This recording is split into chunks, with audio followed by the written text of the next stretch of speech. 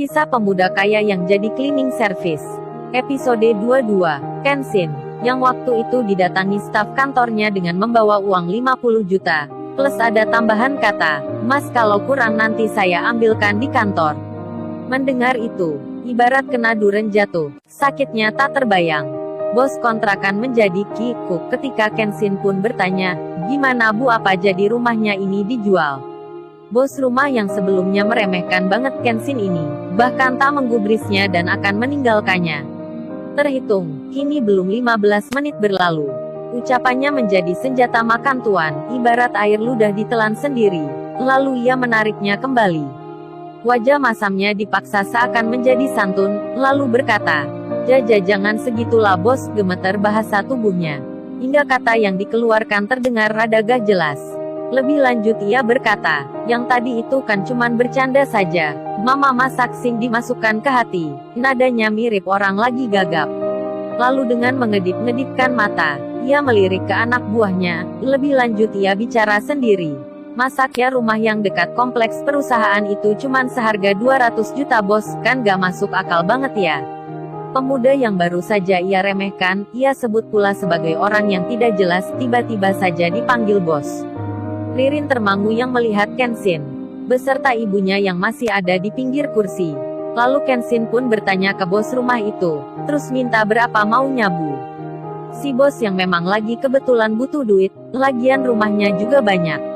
Pikir bisnisnya pun berjalan, mumpung ada yang nawar rumahnya. Dan melihat sendiri duitnya akan ada cepat. Si bos kontrakan lalu membuka harga. Bukan 200 juta seperti yang ia tawarkan sebelumnya, namun kali ini 2 kali lipat lebih mahal, 400 juta. Kenshin pun mendatangi ibunya Ririn dan berkata pelan, "Gimana Bu? Apa Ibu suka dengan rumah ini?" Lalu ibunya menjawab, "Ya gimana ya nak, Ibu sudah bertahun-tahun di sini, sejak ayahnya Ririn masih hidup." Kemudian staf khusus yang ada di sebelah Kenshin pun mengira, oh ternyata Mas Kenshin pinjam uang, lantaran ada masalah rumah ini. Tapi benaknya masih bertanya, ada hubungannya apa ya bos muda dengan ini? Lalu nampak 2 orang yang ada di depan. Akibat melihat setumpukan uang yang tadi sangka datangnya, si penagih yang sebelumnya mengejek Kenshin habis-habisan, yang saat itu masih ada di depannya, berkeringat dingin jadinya, layaknya orang sakit demam tinggi. Sementara, orang pertama yang ditelepon Kenshin telah memasuki gerbang pintu kompleks. Karena tempatnya yang tak begitu jauh dari perusahaan, ia segera memarkirkan mobilnya di area itu, lalu berjalan masuk kampung dan mencari alamat tersebut. 2 orang yang berperawakan layaknya bodyguard, berseragam jas, dengan koper hitam yang ada di tangannya. Setelah beberapa menit, akhirnya sampailah mereka pada alamat yang dimaksud. Belum habis rasa kaget yang dirasakan bos rumah, si penagih, Ririn dan ibunya. Dari depan pintu ada seseorang yang bertanya, "Permisi, Mas Kenshin ada di sini ya?" Semua orang yang ada di dalam melihat ke arah pintu. 2 orang lelaki berbadan kekar, berpostur tegap, berkacamata hitam sedang berdiri di depan rumah. Kenshin yang melihat itu, kedatangan ajudan rumahnya, lalu ia mengajak Pak Andri yang ada di sebelahnya, untuk keluar sebentar menemuinya.